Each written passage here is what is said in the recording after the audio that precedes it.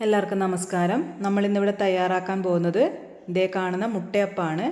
ഇതിനകത്ത് മുട്ട ചേർക്കുന്നത് കൊണ്ടല്ല ഇത് മുട്ടയപ്പം എന്നറിയപ്പെടുന്നത്. നമ്മുടെ നാട്ടിൽ ഇതിന് മുട്ടയപ്പം എന്നാണ് പറയുന്നത്. അതുകൊണ്ടാണ് ഞാനും മുട്ടയപ്പം തന്നെ ഈ അപ്പത്തിന് പറയുന്നത്.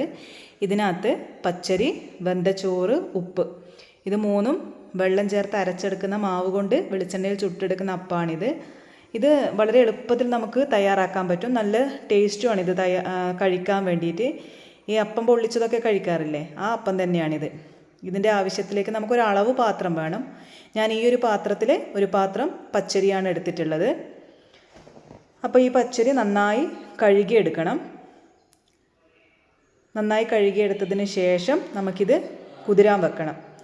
ഇളം ചൂടുവെള്ളത്തിലാണെങ്കിൽ വേഗത്തിൽ കുതിർന്ന് കിട്ടും. ഞാനിപ്പം പച്ചവെള്ളത്തിൽ തന്നെയാണിത് കുതിരാൻ വെച്ചിട്ടുള്ളത്. ഏകദേശം 1 മണിക്കൂറോളം കുതിരാൻ വെച്ചിട്ടുണ്ട്. ഇതിപ്പോൾ നന്നായി കുതിർന്ന് വന്നിട്ടുണ്ട് അരി.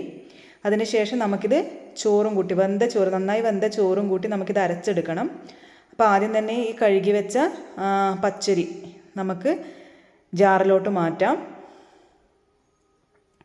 നമ്മൾ നേരത്തെ ഒരു അളവ് പാത്രം എടുത്തിട്ടുണ്ടല്ലോ, അതിനകത്ത് ഒരു പാത്രം പച്ചരിയാണ് എടുത്തതെങ്കിൽ ആ പാത്രത്തിൽ തന്നെ 3/4 പാത്രം നന്നായി വെന്ത ചോറ് ഇതിനകത്തോട്ട് ഇട്ട് കൊടുക്കുക. പിന്നെ ആവശ്യത്തിന് ഉപ്പും. അതേപോലെ വെള്ളം ഒഴിക്കുമ്പോഴും ശ്രദ്ധിക്കേണ്ടതുണ്ട്. ഇതേ അളവ് പാത്രം വെച്ച് തന്നെ നമുക്ക് വെള്ളം ഒഴിക്കാം.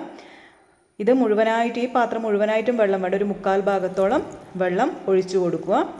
ഇച്ചിരി കട്ടിയുള്ള കൂട്ടുമാവാണ് നമുക്ക് വേണ്ടത്. വെള്ളം കൂടിപ്പോയാൽ നമുക്ക് അപ്പം ഉണ്ടാക്കുമ്പോൾ അത് ബുദ്ധിമുട്ടാണ്. വെള്ളം വേണമെങ്കിൽ നമുക്ക് പിന്നീട് ചേർത്ത് കൊടുക്കാമല്ലോ. ഇതിപ്പോൾ ഈ ഒരു പരുവത്തിൽ മാവ് കറക്റ്റായിട്ട് കിട്ടിയിട്ടുണ്ട്.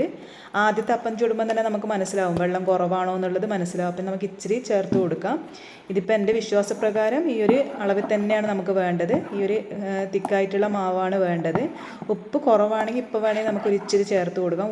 നേരത്തെ ഉപ്പ് ചേർക്കുമ്പോൾ കൂടാനോ, അതുപോലെ വെള്ളം ചേർക്കുമ്പോൾ വെള്ളവും ഉപ്പും ശ്രദ്ധിക്കണം, കൂടാൻ പാടേയില്ല. അപ്പോൾ അപ്പത്തിൻ്റെ ടേസ്റ്റേ മാറിപ്പോവും. പിന്നെ ചുടുമ്പോൾ ശരിയായ രീതി കിട്ടത്തുമില്ല.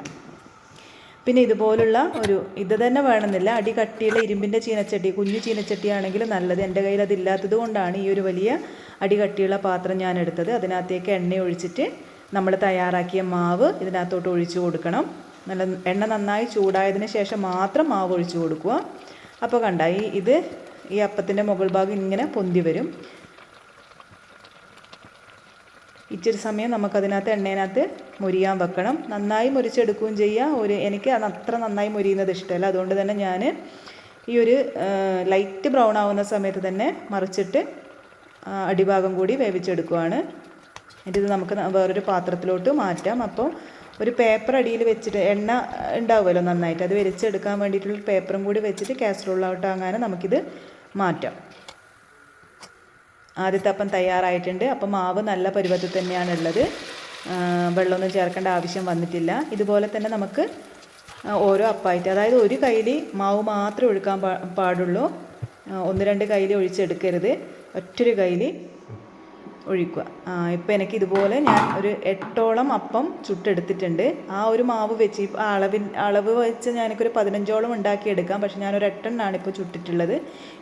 ചുട്ടെടുത്ത് കഴിഞ്ഞ് ഇതുപോലെ ഉണ്ടാവും. അതിൻ്റെ ഉൾഭാഗം നല്ല സോഫ്റ്റ് ആയിരിക്കും. അപ്പോൾ എല്ലാവരും ഇതൊന്ന് ട്രൈ ചെയ്യാൻ നോക്കുക. എളുപ്പത്തിൽ തയ്യാറാക്കാൻ പറ്റും. നമ്മളിപ്പോൾ അപ്പം പൊള്ളിച്ചതൊക്കെ കഴിക്കാറുണ്ടല്ലോ, ആ അപ്പം തന്നെയാണിത്. അപ്പോൾ എല്ലാവരും വീട്ടിൽ തന്നെ ഇത് തയ്യാറാക്കുക. കുട്ടികൾക്ക് നന്നായിട്ട് ഇഷ്ടപ്പെടും. ഇത് ചിക്കൻ കറിയുടെ കൂടിയും ബീഫിൻ്റെ കൂടെയെല്ലാം കഴിക്കാം.